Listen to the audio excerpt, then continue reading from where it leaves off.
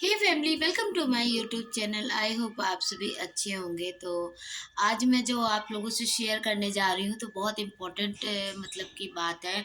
जो मेरे सब्सक्राइबर ने पूछा है उनका मैं नाम बोल देती हूँ। लोकेश पर उनका नाम है। मेरे कमेंट किए थे मुझे, तो आज मैं उनके सवालों का जवाब दूंगी। आप लोग कमेंट करो, जो भी आपके क्वेश्चन होंगे मैं ज़रूर रिप्लाई करूंगी। हो सकता है थोड़ा सा लेट हो सकता है, लेकिन मैं रिप्लाई ज़रूर करूंगी आप लोगों को। तो उनका पूछना ये था कि आपके हस्बैंड दुबई गए थे, तो आप प्लीज़ इन्फॉर्मेशन शेयर करिए कि दुबई गए थे, उनका क्या खर्चा आया था, किस क्वालिफ़िकेशन पे गए थे और उनकी वहाँ जॉब क्या थी, उनकी सैलरी क्या थी, क्यों वापस चले आए, मतलब कितने रुपए लगे उनके जाने में, एवरीथिंग। बहुत सारे सवाल हैं। तो ऐसा उन्होंने ही नहीं, बहुत सारे मेरे सब्सक्राइबर ने मेरी पुरानी वीडियोस में कमेंट किए हैं, मैंने देखे हैं। तो मैं जवाब नहीं दे रही थी, कोई रीज़न था क्योंकि हस्बैंड को नहीं पसंद था। लेकिन अभी मैंने उनसे पूछ लिया है और मैं आपसे शेयर कर रही हूँ इसलिए, क्योंकि कहते हैं ना कुछ चीज़ें ऐसी होती हैं लाइफ में जो इंसान को बहुत ज़्यादा मतलब हर्ट कर देती है। तो वो चीज़ें उन्हें हर्ट की थी, इस वजह से मैं नहीं शेयर कर रही थी, ताकि वो इस वीडियो को देखते फिर से उनको वही सारी चीज़ें याद आ जाती। तो चलिए, उन्होंने बोला कि बात नॉलेज की है तो लोग नॉलेज लेना चाहते हैं, जो मैंने लिया है इतनी दूर जाके, तो मैं ज़रूर आप लोगों से शेयर करूँगी। तो एक्चुअली बात इतनी है कि उनका जो, मैं अगर बात करूँ क्वालिफ़िकेशन की, तो क्वालिफ़िकेशन मायने नहीं रखती आपका बाहर सिटी में जाने में। क्वालिफ़िकेशन बस इतना मायने रखती है कि आपको एज़ ए पोस्ट किसमें मिलेगा आपको। अगर आप कम पढ़े लिखे हो तो आपको एज़ ए लेबर वर्क मिलेगा, और अगर आप अच्छे खासे पढ़े लिखे हो, अच्छी कोई क्वालिफ़िकेशन ले रखी है, तो आपको अच्छी पोस्ट में वहाँ पर जॉब मिल जाएगी। आपके ऊपर डिपेंड करता है। तो मेरे हस्बैंड ने देहरादून में जो मनाली के पास पड़ता है, उन्होंने वहाँ पर भी इंटरव्यू दिया था।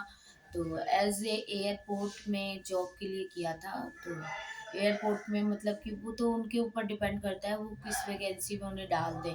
तो एयरपोर्ट स्टाफ के में इन्होंने भरा था फॉर्म, और उसके बाद अप्लाई किया था। उसके बाद वो देहरादून गए थे इंटरव्यू देने, तो वहाँ उनसे इंटरव्यू लिया गया था, एग्ज़ाम हुए थे। उसके बाद वहाँ उन्होंने क्वालिफ़ाई कर लिया था। लेकिन जो मेरे हस्बैंड हैं भाई, कोई भी बंदा हो थोड़ा-सा तो कुछ चीज़ों में हेजिटेट हो ही जाता है। लेकिन वो लोग थे, उन्होंने अपना काम बहुत ज़्यादा लेट कर दिया, और इनके पास इतना टाइम नहीं था, क्योंकि इन्होंने वो जो एजेंट थे, मतलब देहरादून के जो थे, उन्होंने बोला आपका 1 महीने में काम हो जाएगा, लेकिन इनका 1 महीने में काम नहीं हुआ। उन्होंने हमसे पहले केवल एडवांस लिए थे 10,000। तो धीरे-धीरे 4 महीने 5 महीने बीत गए, तो एक मतलब आदमी जब काम छोड़ के बैठा होता है तो हाथ में पैसे नहीं होते हैं। तो फिर उन्होंने उससे मना ही कर दिया, कहते आप मत कराइए, आप इतने टाइम हो गया, आपको कोई समझ में नहीं आ रहा। 6 महीने मतलब कि उन्होंने काम नहीं कराया, तो फिर इन्होंने उनसे पैसे वापस ले लिए। वहाँ पर चैप्टर क्लोज, हमारा वहाँ 1 को रुपया नहीं लगा।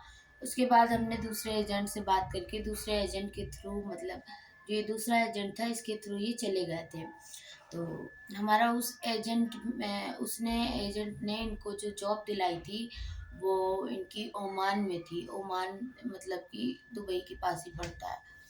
तो ओमान में इनका जो जॉब थी, वो थी जो शोरूम में कपड़ों की शॉप होती है ना, थान के कपड़े होते हैं, उस शॉप में इनकी गए, जिसमें तो 250 लड़के काम करते थे। आबू तो ऐसे कुछ नाम था शायद, आई डोंट नो। तो उसमें ये शॉप में काम करते थे, और ये ऐसे गए थे मतलब कि यहाँ से सैलरी भी अच्छी थी, सब कुछ अच्छा था। लेकिन उनकी मेडिकल कंडीशन वहाँ पर नहीं सही हो रही थी। इनके टोटल पैसे जो लगे थे, वो एजेंट के को हम लोगों ने दिए थे 70,000 रुपये। 70,000 रुपये हमने एजेंट को दिए थे टोटल, और बाकी ये 20-25 हज़ार अपने साथ मतलब कि खर्चे के लिए ले गए थे। ताकि हो सकता है वहाँ ज़रूरत पड़ सकती है या लौटना पड़ जाए, तो पास में होना चाहिए। कुछ इन्होंने 10-15 हज़ार की शॉपिंग की, अपने लिए कपड़े वपड़े खरीदे, चीज़ सामान खरीदा, और उसके बाद कैश इन हैंड इनके पास टोटल ये लेकर गए थे तो मतलब कि 25,000 रुपये ये यहाँ से लेकर गए थे। तो कहते हैं एयरपोर्ट पे मतलब क्वालिफिकेशन की मैं इनकी बात करूँ, इन्होंने बीएससी कंप्लीट कर रखी है। ये अच्छी पोस्ट पे वहाँ पर गए थे, जॉब भी इनकी अच्छी थी। बस ये वहाँ उनको ये प्रॉब्लम होने लगी, बाकायदे एजेंट से हमारी बात हुई, एजेंट ने उन्हें भेज भी दिया। 19 सितंबर की इनकी फ़्लाइट थी। उसके बाद ये वहाँ गए। अब मैं बात करती हूँ उनका वहाँ काम क्या था, तो उनका काम जो सेल्स मार्केटिंग का काम होता है, जैसे कि कपड़े वगैरह वहाँ पर लोग खरीदने आते थे, वो उनको केवल काउंटर पे खड़े रहना रहता था, ये काम था। और उनकी जो सैलरी थी वहाँ पर वो 45,000 थी, मतलब 45,000।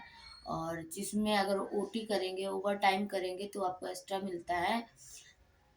जिसमें वो करने भी लगे थे, वो 3 महीने वहाँ रहे हैं ओमान में, 3 महीने रहे हैं। और जिसमें उनको फिर मेडिकल इश्यू होने लगे, मतलब वहाँ गर्म बहुत पड़ती थी, उनकी नाक से ब्लड आने लगा। और जो वहाँ का सैलरी स्टेटस था वो था कि वहाँ 3 महीने में एक बार सैलरी मिलती है, मतलब 3 महीने की इकट्ठा अकाउंट में दे दी जाती है, और कुछ आपके हाथ में दे दिया जाता है खर्चे के लिए। तो ये चीज़ होनी थी, लेकिन उनका 3 महीने बीतते ही बीतते उनके मतलब नाक से ब्लड आने लगा था। बहुत ज़्यादा वहाँ गर्म पड़ती है और इन्हें सूट नहीं किया, बहुत सारी चीज़ें। तो मुझे मुझे पता चला, उनके साथ में एक भैया और गए थे। तो मेरी उनसे बातचीत होती थी, क्योंकि उनकी वाइफ से मैंने बात कराई थी, तो उनका नंबर था मेरे पास। तो मैं उनसे पूछती थी, तो इन मेरे हस्बैंड ने नहीं बताया, पैसे कमाने के चक्कर में कि मुझे पैसे कमाने हैं, इन्होंने अपनी तकलीफ़ मुझसे नहीं शेयर की कि मुझे ऐसी-ऐसी यहाँ दिक्कत हो रही है। फिर मुझे जैसे ही पता चला, मतलब वो भैया ने मुझे उनके अंगूछे दिखाए, जो वो मतलब सर पे बाँधने वाला था, उसमें खून ही खून लगा हुआ था, बोल रहे थे इसकी नाक से ब्लड आता है।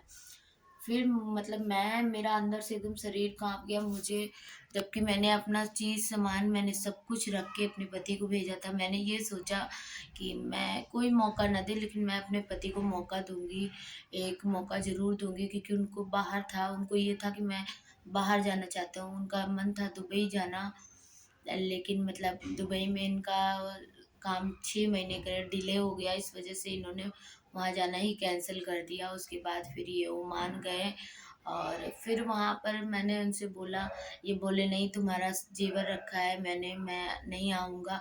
मैंने कहा मेरा जेवर तो तुम हो, तुमसे बढ़ के मेरे लिए कुछ भी नहीं है, तुम चुपचाप चले आओ, हम लोग दोनों मिल के छुड़ा लेंगे जेवर, और तुम बस चले आओ। तो फिर मैंने मतलब कि इनके पास जो भी पैसे वैसे थे, इन्होंने अपना वहाँ से मतलब कि टिकट कराया, वहाँ बात की, वहाँ का मालिक इन्हें आने नहीं दे रहा था, क्योंकि काम बहुत अच्छा कर रहे थे। वो उसने बहुत समझाया कि वीर आप मत जाओ, मतलब मेरे हस्बैंड का नाम रियल नेम जो है वो वीर सिंह यादव है। तो इन्होंने मतलब कि मालिक ने बहुत मना किया, क्योंकि मालिक भी हमारे इंडिया ही का, राजस्थान का था, जिसने ओमान में अपना बिजनेस कर रखा था, उसकी 4-5 दुकानें थी। तो उसने बोला वीर आप मत जाओ, बाकी जो आपको प्रॉब्लम है हम आपको दिखाएंगे। दिक्कत, मैंने कहा नहीं तुम बस चले आओ, मुझे ऐसा पैसा नहीं चाहिए, ना ऐसी ज़रूरतें हैं मेरी कि तुम्हें दिक्कत हो, तुम कमाओ और ऐसी परेशानियां झेलो और हम यहाँ ऐसे आराम से रहें। हमें ऐसा पैसा नहीं चाहिए, आप आओ मेरे साथ रहो, हम दोनों मिलके कर्जा ख़त्म कर लेंगे। तो फैमिली इनको एक साहस मिल गया कि मेरी बीवी ने कह दिया, क्योंकि वो नहीं आ रहे थे इसलिए, क्योंकि मैं अपनी बीवी के जेवर रख के आया हूँ या कर्जा किसी से लेकर आया हूँ, क्योंकि किसी के पास अवेलेबल तो होता नहीं है 1-1.5 लाख रुपए, मतलब घर में। तो बाकी मम्मी ने दिए थे जाते टाइम 25,000 रुपये उन्हें।